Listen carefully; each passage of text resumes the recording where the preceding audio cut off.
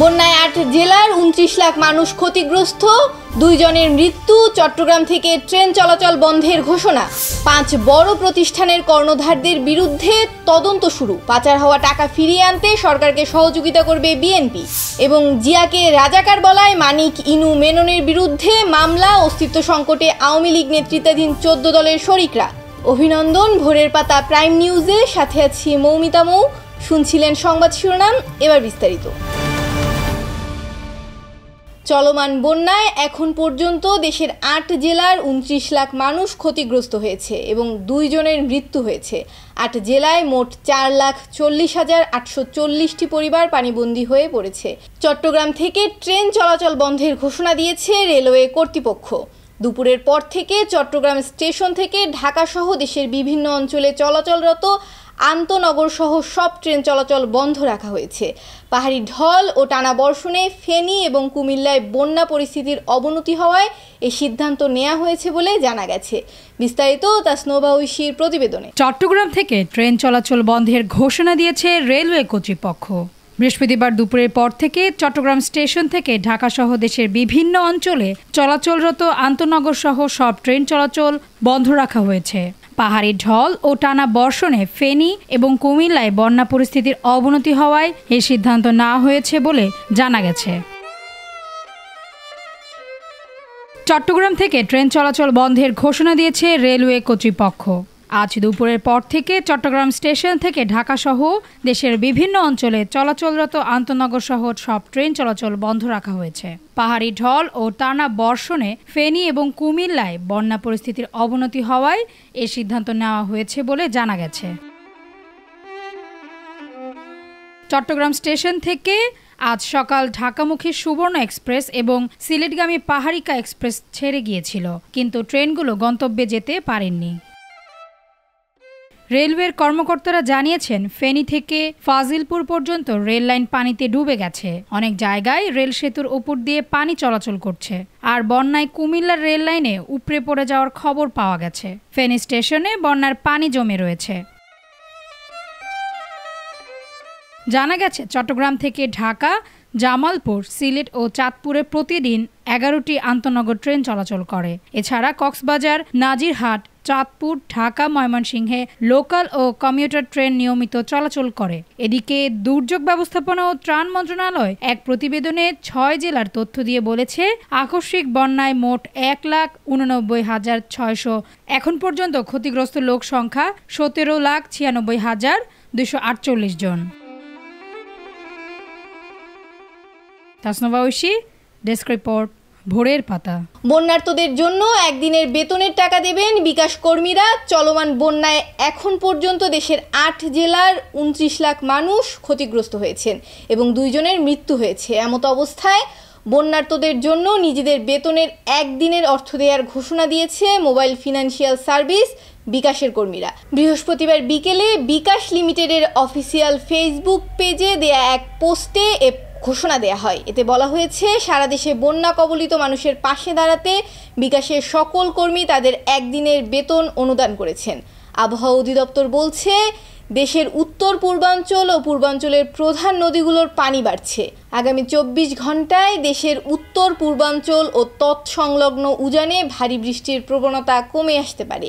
এদিকে টানা বৃষ্টিপাত ও ভারত থেকে নেমে আসা ঢলে মৌলভীবাজার জেলার 5টি নদ নদীতে পানি বিপদসীমার উপর দিয়ে প্রবাহিত হচ্ছে। কুশিয়ারা, মনু, ধলাই ও জুড়ি নদীর পানি বিপদসীমার উপর দিয়ে বইছে। বন্যার প্রভাব পড়েছে রাজধানীর বাজারে। বেশ কিছু সবজির দাম আগের তুলনায় বেড়েছে। দোকানিদের দাবি, বন্যার কারণে বাজারে পণ্যের সরবরাহ না থাকায় সবজির দাম বাড়ছে। এতেই বিপাকে পড়েছেন ক্রেতারা। বিস্তারিত পুলকরাজের প্রতিবেদনে। তো ছাত্ররা কি করলো? কম খালি কইতে এসে রিক্সারে এসে কম কম কম কম, আমরা তো কম কিছুই পাই না। বন্যায় বেশিরভাগ সবজি ক্ষেত ক্ষতিগ্রস্ত হয়েছে, যার প্রভাব পড়েছে রাজধানীর কারওয়ান বাজারে। এক সপ্তাহের ব্যবধানে অস্বাভাবিক হারে বেড়েছে সবজির দাম। আর বাড়তি দামে সবজি কিনতে হিমশিম খাচ্ছেন ক্রেতারা। বেগুন, করলা, গাজর, টমেটো, শসা, আলু, কচুরমুখী, কাঁচামরিচ সহ বেশিরভাগ সবজির দাম বাড়তি। আমরা তো বেশি দামে খাইতেছি।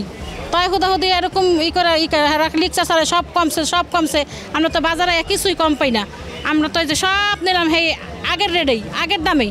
মানে হেরা বলতেছে আমরা যদি কম জায়গাতে না আনি তাহলে আমরা এই জায়গাতে কমাই আপনাকে কেমনে দেবো, এটাও তো কথা ঠিক। ওনারা তো জায়গার থেকে কম আনতে পারতেছে না, কিন্তু ছাত্রকে জায়গার থেকে কমাইতে হইব, মেন জায়গায় কমাইতে হইব। গাছ লাগাইলে গাছের নিচেই পানি দিতে হয়, উপরে পানি দিলে হইব, নাহলে গাছ বাড়বো নাকি? মেন জায়গায় থামাও, তারপরে এই জায়গায় কমাও। হেরা কি বেশি দাম দেন না কম দামে দিতে পারবো নি? আপনি যদি একটা জিনিস বেশি দামে আনেন তাহলে কম দামে আপনি আমরা দিবেন? ক্রেতারা বলছেন, শুনেছি বাজারে সবকিছুর দাম কমে যাবে, কিন্তু বাজার করতে এসে চিন্তায় পড়ে গেছি, একটা নিলে আরেকটা নিতে পারছি না। আপনার পটল 40 টাকা, এটা ঠিক আছে। বরবটি, তারপর বেগুন যেগুলো আছে এগুলো এখনও আমাদের নাগালের মধ্যে আসে নাই। আরও একটু আমরা এক্সপেক্ট করতেছি আরও কমবে আর কি একটু। তারা বলতেছে যে কিছু বলতে পারে না, দিয়ে দিচ্ছে, যার খুশি নেন, না হলে না চলে যান, বাস। এখনও প্রভাব পড়ে নাই, এখন শুধু মুখে বলতেছে, কাগজে লিখতেছে, বাট আমরা কিনতে যখন যাচ্ছি তখন দেখি যে আগের দামই হয়তো 5 টাকা 10 টাকা কম, বাট আসলে কমে নাই, সুযোগ সবাই নিচ্ছে। এখনও টোটালি কন্ট্রোলের বাইরে। কোন জায়গায় আসলে সমস্যাটা হচ্ছে ওইখানে নক করেন এবং ওইখানে অ্যারেস্ট করেন, ওদেরকে ফাইন করেন। এই সিন্ডিকেট ভাঙতে পারে নাই। সিন্ডিকেট আমরা শুনতেছি ইলিশ মাছের দাম কমে গেছে, আমি নিজে কিনতে গেছি ইলিশ মাছের দাম, কিন্তু ওই একই। বিক্রেতারা জানান, দেশের বিভিন্ন জেলা উপজেলা থেকে সবজি এনে বিক্রি করেন তারা, কিন্তু বন্যার কারণে সবজির ক্ষেত নষ্ট হয়ে গেছে, ফলে সবজি আমদানি কমে গেছে, তাই বেশি দামে সবজি বিক্রি করতে হচ্ছে তাদের। চারিদিকে পানি আইতেছে, মাল কম আসে, এই জন্যে দামি হইতেছে, 2 টাকা 3 টাকা বাড়তি হইতেছে।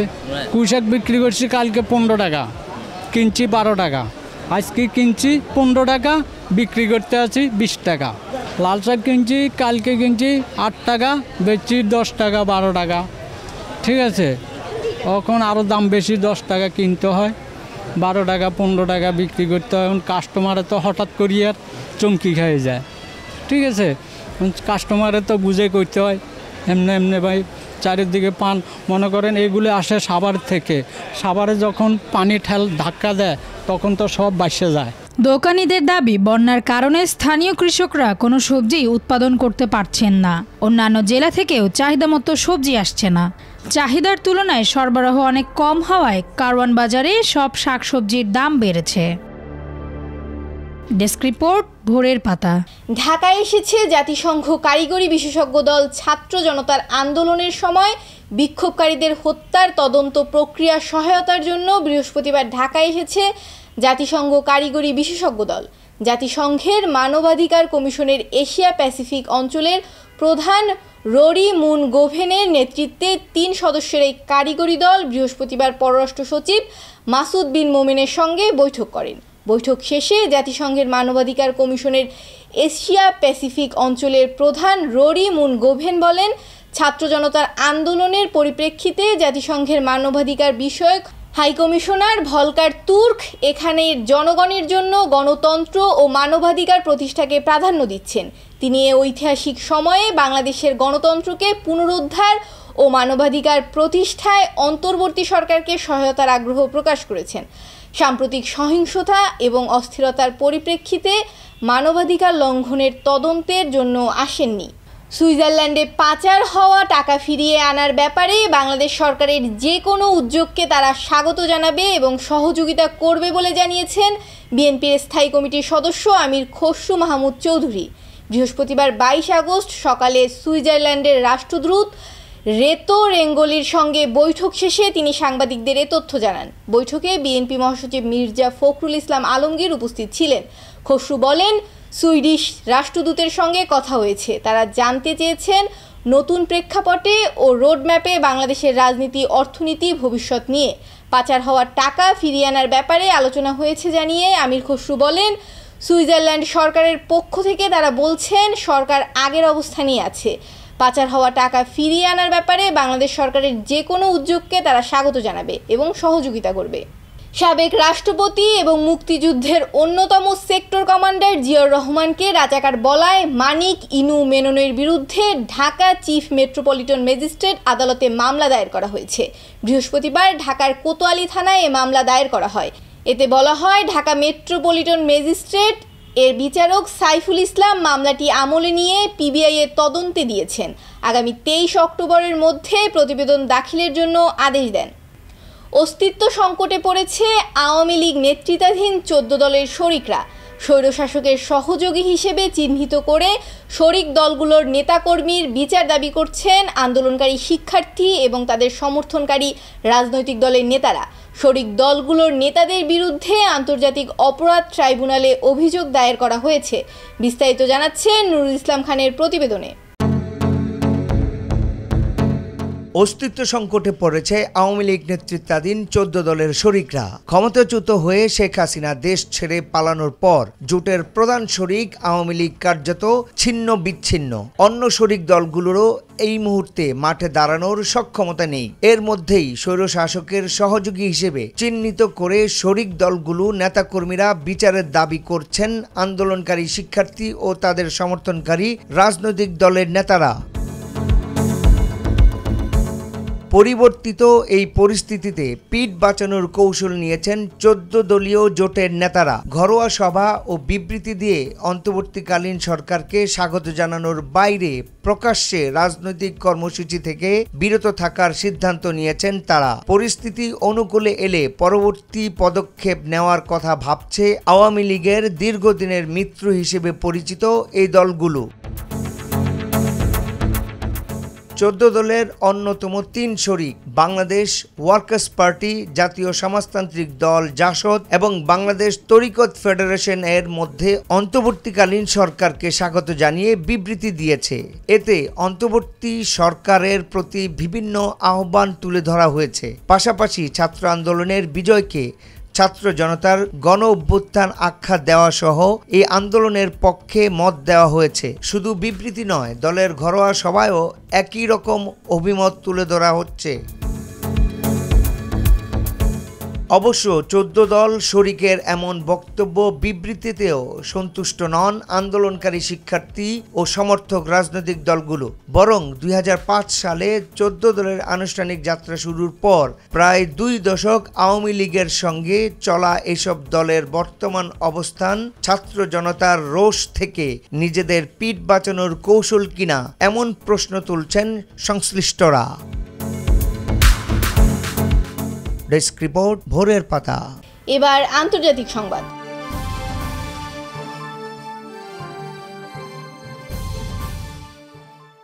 শিক্ষার্থীদের নেতৃত্বে সাম্প্রতিক বিক্ষোভের সময় স্বাধীন শেখ মুজিবুর রহমানের ভাস্কর্য ভেঙে ফেলার কথা উল্লেখ করে পাকিস্তানের প্রধানমন্ত্রী শেহবাজ শরীফ বলেন, যিনি পাকিস্তান বিরোধী আন্দোলনের নেতৃত্বে দিয়েছিলেন তিনি অবশেষে তার করুণ পরিণতি ভোগ করেছেন। বুধবার ইসলামাবাদের ন্যাশনাল ইউথ কনভেনশনে এমন মন্তব্য করেন শেহবাজ শরীফ। বিস্তারিত নুরুল ইসলামের প্রতিবেদনে।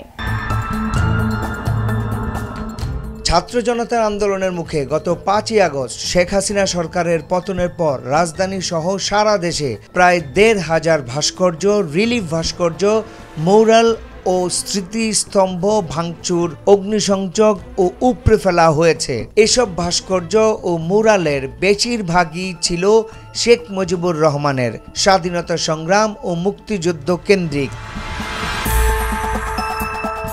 শেখ মুজিবুর রহমানের ভাস্কর্য ভেঙে ফেলার কথা উল্লেখ করে পাকিস্তানের প্রধানমন্ত্রী শাহবাজ শরীফ বলেছেন, যিনি পাকিস্তান বিরোধী আন্দোলনে নেতৃত্ব দিয়েছিলেন তিনি অবশেষে তার করুণ পরিণতি ভোগ করেছেন। বুধবার ইসলামাবাদে ন্যাশনাল ইউথ কনভেনশনে এমন মন্তব্য করেন তিনি। খবর জিও নিউজ টিভির। ভাস্কর্য ভাঙচুরের প্রসঙ্গে শাহবাজ শরীফ বলেন, যিনি খারাপ কাজ করবেন তা ফের তার উপরেই আসবে। শেখ মুজিবুর রহমান এই অবিভক্ত পাকিস্তানকে 2 ভাগ করেছিলেন। তরুণদের উদ্দেশ্য করে তিনি বলেন, আমরা যদি পাকিস্তানকে পরিবর্তন করার প্রতিজ্ঞা করি তখন খুব বেশি দূরে নয় যখন দেশটি একটি মহান জাতি হিসেবে আবির্ভূত হবে। আজকের পাকিস্তান এবং বিরাজমান পরিস্থিতিতে রাজনীতিবিদ এবং জাতীয় প্রতিষ্ঠানগুলোকে সাংবিধানিক এবং অর্থনৈতিক সীমাবদ্ধতাকে মাথায় রেখে ঐক্যবদ্ধভাবে দেশের সেবা করতে হবে। যদি আমরা তা করতে পারি তবে ইতিহাস আমাদের চিরকাল মনে রাখবে, অন্যথায় ভবিষ্যৎ প্রজন্ম আমাদেরকে কখনোই ক্ষমা করবে না। ডেস্ক রিপোর্ট, ভোরের পাতা। যুক্তরাষ্ট্রের শীর্ষ নেতা সাবেক প্রেসিডেন্টদের প্রশংসায় ভাসতে শুরু করেছেন কমলা। তার প্রতি সর্বোচ্চ সমর্থন দেখিয়েছেন Hillary Clinton, Barack Obama, Biden সহ অনেক শীর্ষ নেতাই। বারাক ওবামা ও তার স্ত্রী মিশেল দুজনেই কমলা হ্যারিসের প্রতি তাদের পূর্ণ সমর্থন জানিয়ে বলেছেন হ্যারিসই পরবর্তী প্রেসিডেন্ট হবেন। বিস্তারিত ডেস্ক রিপোর্টে। আগামী নভেম্বরে যুক্তরাষ্ট্রের প্রেসিডেন্ট নির্বাচন অনুষ্ঠিত হবে। তার আগে নির্বাচনী প্রচারণার লড়াই চালিয়ে যাচ্ছেন ডেমোক্রেট প্রেসিডেন্ট প্রার্থী কমলা হ্যারিস এবং রিপাবলিকান প্রার্থী ডোনাল্ড ট্রাম্প। এবার দ্বিতীয়বারের মতো প্রেসিডেন্ট প্রার্থী হিসেবে লড়াইয়ে নেমেছেন ট্রাম্প এবং কমলার জন্য এটা নতুন অভিজ্ঞতা। তবে প্রেসিডেন্ট প্রার্থী হিসেবে নাম ঘোষণার পর থেকেই যুক্তরাষ্ট্রের শীর্ষ নেতা সাবেক প্রেসিডেন্টদের প্রশংসায় ভাসতে শুরু করেছেন কমলা। তার প্রতি সর্বোচ্চ সমর্থন দেখিয়েছেন Hillary Clinton, Barack Obama, Biden সহ অনেক শীর্ষ নেতাই। আসন্ন মার্কিন প্রেসিডেন্ট নির্বাচনকে সামনে রেখে ডেমোক্রেটদের কনভেনশনের দ্বিতীয় দিনে প্রধান আকর্ষণ ছিলেন সাবেক প্রেসিডেন্ট বারাক ওবামা। এদিন বারাক ওবামা ও তার স্ত্রী মিশেল দুজনেই বর্তমান ভাইস প্রেসিডেন্ট ও ডেমোক্রেটদের প্রেসিডেন্ট প্রার্থী কমলা হ্যারিসের প্রতি তাদের পূর্ণ সমর্থন জানিয়ে বলেছেন হ্যারিসই পরবর্তী প্রেসিডেন্ট হবেন। ওবামার অভিযোগ, ট্রাম্প বিভাজনের রাজনীতি করেন। যুক্তরাষ্ট্রে বিশৃঙ্খলা তৈরির জন্য তার আর 4 বছর সময় দরকার। ট্রাম্প মনে করেন তাকে যারা সমর্থন করেন তারা আসল আমেরিকান, বাকিরা বহিরাগত। এটা রাজনীতির সবচেয়ে পুরনো কৌশল, কিন্তু তার এই কৌশলে কাজ হবে না। আমরা তাকে বিশৃঙ্খলা সৃষ্টির জন্য আরো 4 বছর সময় দিতে পারি না। বারাক ওবামা বলেছেন, যদি আমরা সবাই আগামী 77 দিন আমাদের কাজ করি, এমনভাবে কাজ করি যা আগে কখনো করিনি, তাহলেই আমরা হ্যারিসকে প্রেসিডেন্ট হিসেবে দেখব। মৌমিতা মৌ, ডেস্ক রিপোর্ট, ভোরের পাতা। এবার বিনোদন সংবাদ।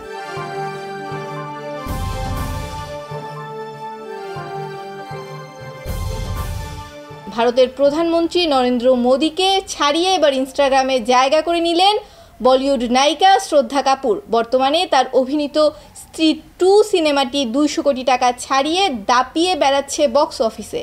ভারী বর্ষণ ও উজান থেকে আসা ঢলের পানিতে বাংলাদেশের নোয়াখালী, ফেনী, কুমিল্লা, লক্ষ্মীপুর, চাঁদপুর সহ বিভিন্ন জেলায় বন্যার পরিস্থিতি ভয়াবহ আকার ধারণ করেছে।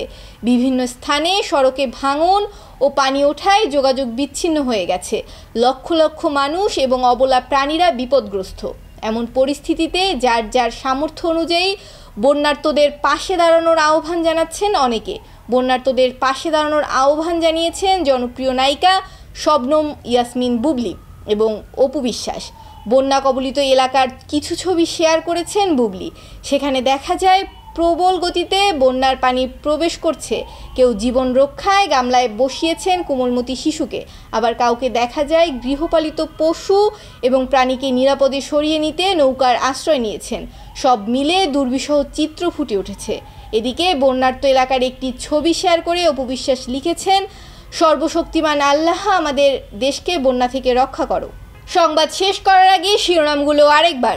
বন্যায় 8 জেলার 29 লাখ মানুষ ক্ষতিগ্রস্ত, 2 জনের মৃত্যু, চট্টগ্রাম থেকে ট্রেন চলাচল বন্ধের ঘোষণা, 5 বড় প্রতিষ্ঠানের কর্ণধারদের বিরুদ্ধে তদন্ত শুরু, পাচার হওয়া টাকা ফিরিয়ে আনতে সরকারকে সহযোগিতা করবে বিএনপি, এবং জিয়াকে রাজাকার বলায় মানিক ইনু মেননের বিরুদ্ধে মামলা, অস্তিত্ব সংকটে আওয়ামী লীগ নেতৃত্বাধীন 14 দলের শরিকরা। এই ছিল আজকের ভোরের পাতা প্রাইম নিউজ। সারা দেশের সর্বশেষ আপডেট পেতে চোখ রাখুন ভোরের পাতায়। ধন্যবাদ।